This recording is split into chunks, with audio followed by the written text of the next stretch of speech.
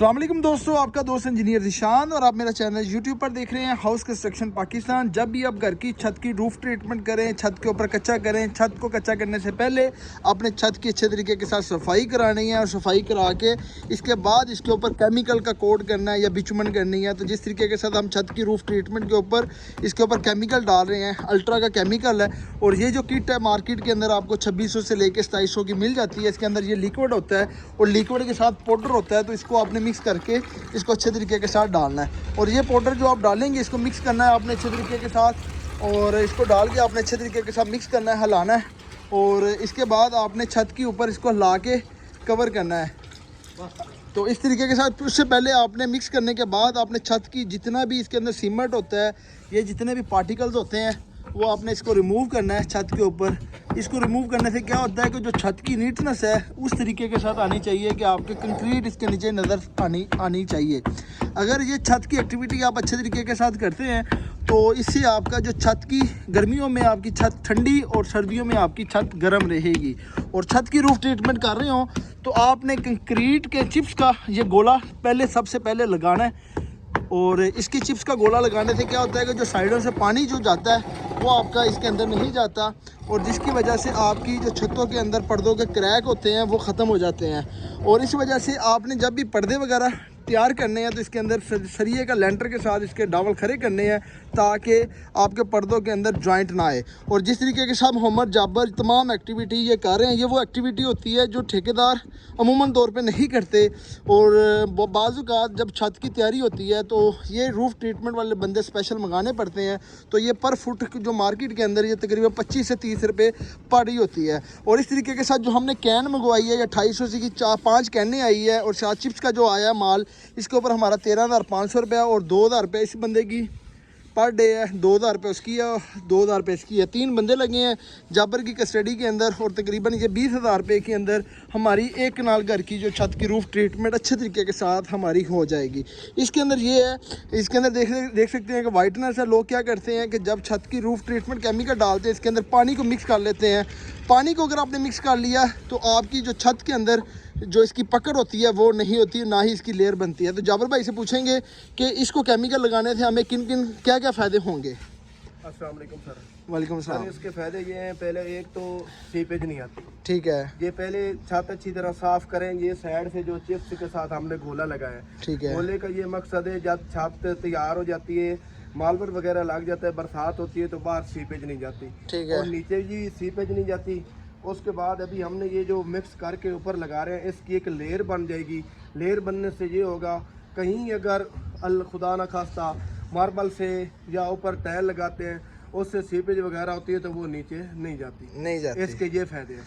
और ये गर्मियों में हमारी क्या इफेक्ट देगी? गर्मियों में हमारी छत का जो टेम्परेचर कितना कंट्रोल होगा? सर जो हीट होती है ना छत की, वो सूरज की वजह से वो ऊपर रह जाती है, नीचे हीट नहीं जाती। गर्मियों में ठंडी रहती है, सर्दियों में ये छत गर्म रहती है। ठीक है, इसके ये फायदे हैं। और जबर जिस तरह ये केमिकल के अंदर वाइट इसका जो केमिकल नज़र आ रहा है छत के अंदर, तो अमूमन तौर पे जो केमिकल की वाटर प्रूफिंग कराते हैं वो इसके अंदर पानी को मिक्स कर देते हैं क्योंकि केमिकल जल्दी मिक्स नहीं होता।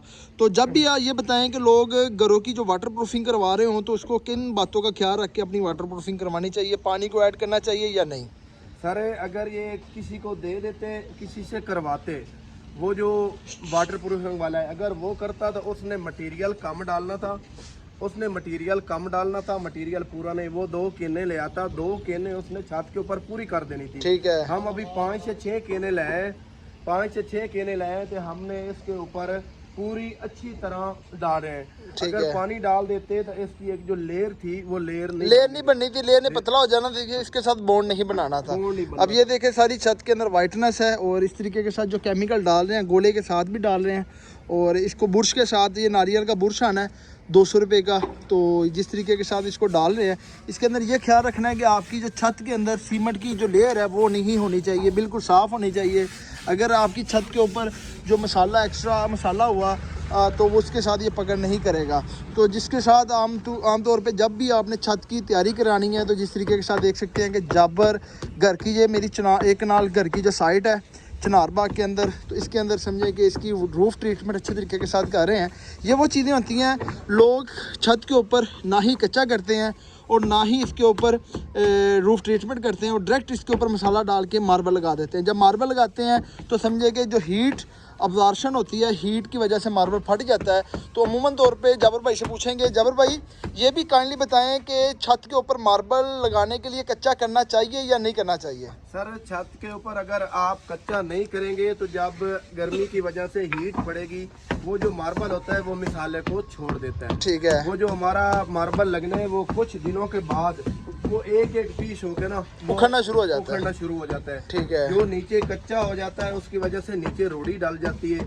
रोड़ी और लंटर में उसमें थोड़ा सा गैप आ जाता है। वो रोड़ी डालने का मकसद ही यही होता है, क्योंकि हमारा बाद में टाइल लगती है, मार्बल लगते है, जो चीज़ भी लगाते हैं उसमें कोई इशू नहीं आए बाद में। ठीक है। हमारा मार्बल में या टाइल लगने से कोई इशू नहीं बनना चाहिए। ठीक है। इन चीज़ों के ये फायदे हैं। और कुछ लोग ऐसे करते हैं भाई ऐसे ऊपर मसाला बिछाओ, मिसाले के बाद ऊपर मार्बल लगा देते हैं। जो मार्बल लगा देते हैं जहाँ पे एक साइड से अगर एक पीस भी उखड़ गया तो पूरी छत को भले ऐसे उठा लो। वो समझे पानी उसके नीचे जाएगा।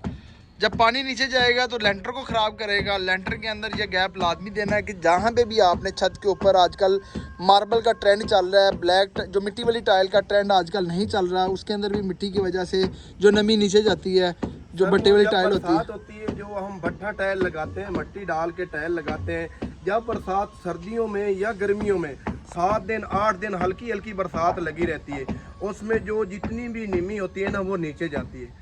अगर ये मार्बल लग जाएगा, मार्बल लगने से ये होगा हमारी जब बरसात होगी ना छत पूरी साफ हो जाएगी। उसमें पानी नीचे सीपेज नहीं जाएगी। ठीक है। और नीचे से ये वाटर प्रूफिंग होगी। उसके ऊपर हम इसमें तकरीबन 6 इंच रोड़ी डालेंगे, रोड़ी डाल के ऊपर 2 इंच कंक्रीट करेंगे।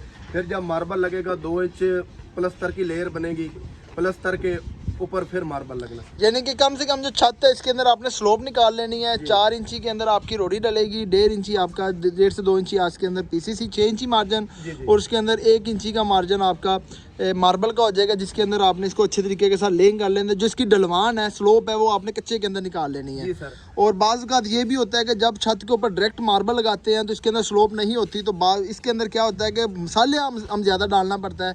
जब मसाला 3 इंची 4 इंची डलता है तो उसके अंदर क्या मसले मसाइल आते हैं? सर मसले ये आते हैं, हमारा यहाँ पे ये बीम डला हुआ है, ठीक अगर है। हम कच्चा नहीं करते, इस बीम के साथ 3 इंच मिसाल